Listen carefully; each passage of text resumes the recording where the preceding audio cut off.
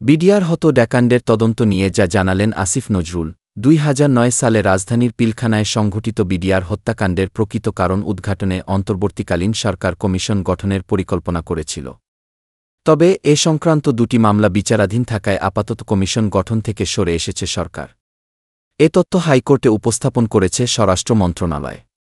রোববার সকালে বিচারপতি ফারাহ মাহবুব ও বিচারপতি দেবাশিস রায় চৌধুরীর নেতৃত্বাধীন হাইকোর্ট বেঞ্চে এ বিষয়ে ডেপুটি অ্যাটর্নি জেনারেল তানিম খান সরকারের অবস্থান জানান।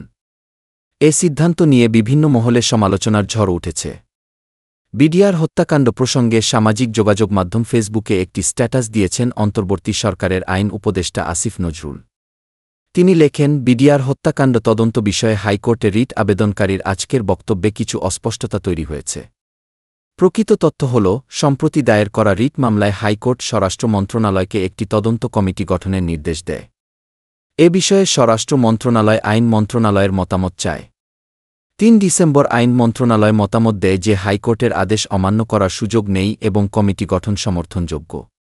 তবে পরে স্বরাষ্ট্র মন্ত্রণালয়ের একটি স্মারকে বা এর নামে প্রচারিত স্মারকে জানানো হয়, আপাতত কমিটি গঠন সম্ভব নয়। কি তিনি আরও উল্লেখ করেন, স্মারকে আইন মন্ত্রণালয়ের মতামতের কোনো উল্লেখ নেই।